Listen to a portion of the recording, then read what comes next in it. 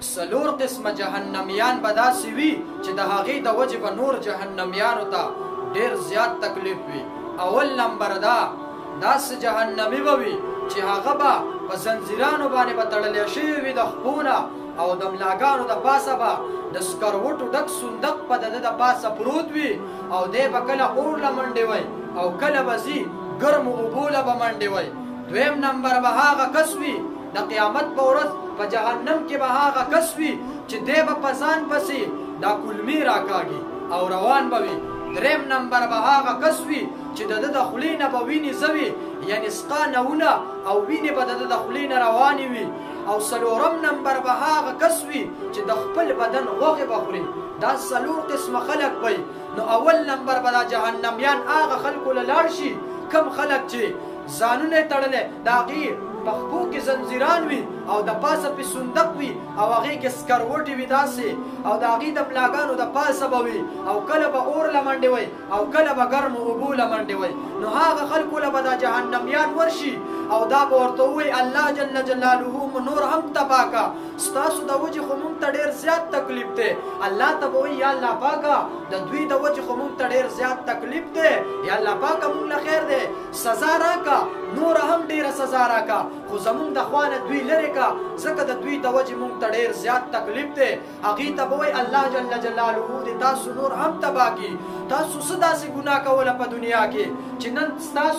ستاسو په خپو کې زنځیران دي او ستاسو د ملاګانو د پاسه اسکروټې دي په صندوق کې او دغه شان تاسو اور له کله منډې وخئ او کله ګرمو اوبو له منډې وخئ. تاسو خو په داسې عذاب کې ستاسو د عذاب د وجې موږ ته هم تکلیف دی. خو تاسو راته دا ووایئ چې تاسو به په دنیا کې څه داسې کار کوو چې د هغې د وجې الله جل جلاله تا له څه درکوي تاسو له داسې عذاب درکوي. نو هغې به ورته وایي اول نمبر خو به په دنیا کې مونږه څه کول دا به مونږه پردي حقونه خوړل. نن چې ما ته وګورو مونږ چې کوم دی خور له حصه نه ورکو د هغې حق څه کوو دا مونږه په خپله استعمالو. نو الله جل جلاله دې مونږه معاف کړي ځکه نن سبا دا عام ده څوک چاله خور له چې کوم دی دا حصه نه ورکوي. دغه شان که وګورې د یتیمانانو مال دا څوک خوري دا نن سبا دا معاشره چې کومه ده په دې کې داسې بدبخته هم شته چې د یتیمانانو دا حقونه د هغې هغه مالونه هم خوري. نو هغې ته به دا سزا ورکوي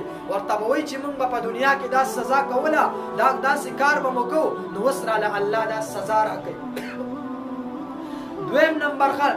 نمبر به هغه خلک وي چې دوی به په ځان پسې دا کلمې راکاږي.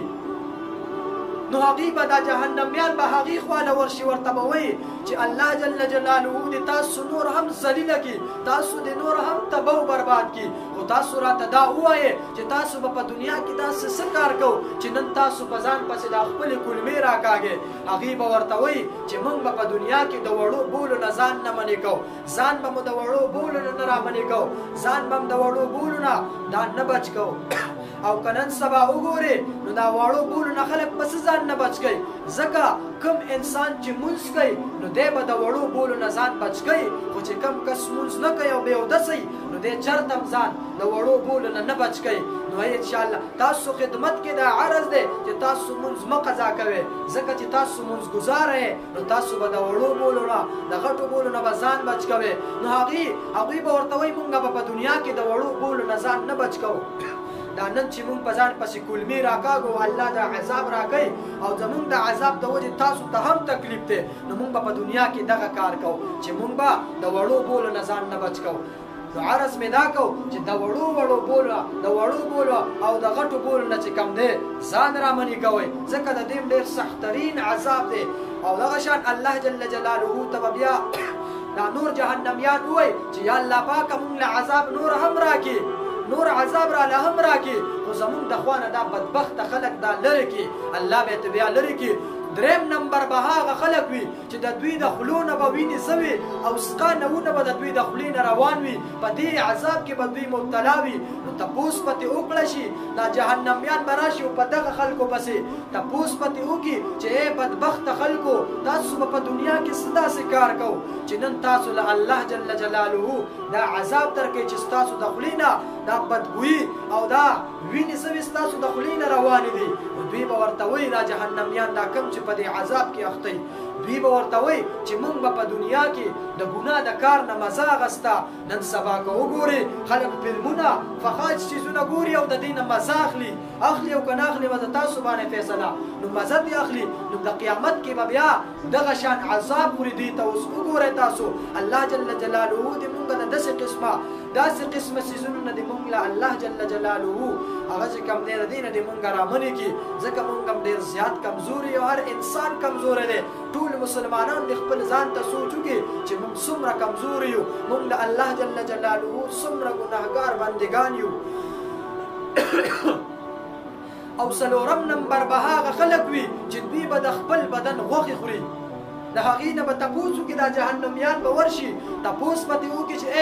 ای بدبخته خلکو په تاسو باندې د لعنت وي تاسو د الله جل جلاله تباه و برباد کړي دا څنګه چې تباه کړي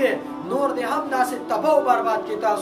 تاسو ماته دا ووایئ چې تاسو څه داسې ګناه کوله په دنیا کې چې نن تاسو ته داسې عذاب دی چې ستاسو د عذاب د وجې موږ ته هم تکلیف دی الله ته به وایي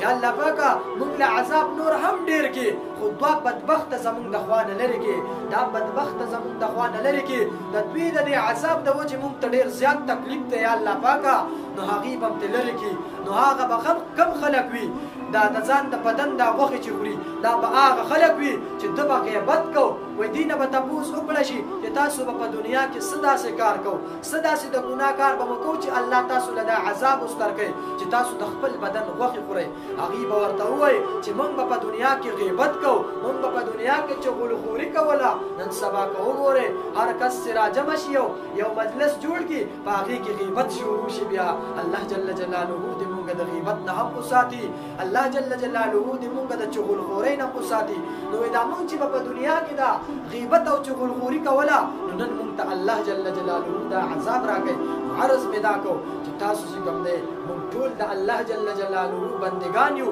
او ډېر زیات کمزوري بندګان یو او الله جل جلاله دې په موږ باندې خپل رحم وکړي دا څه خبرې چې ما وکړې الله جل جلاله دې په ما ته هم د عمل کولو توفیق راکړي او تاسو ته دې هم درکړي واخر دعوانا ان الحمد لله رب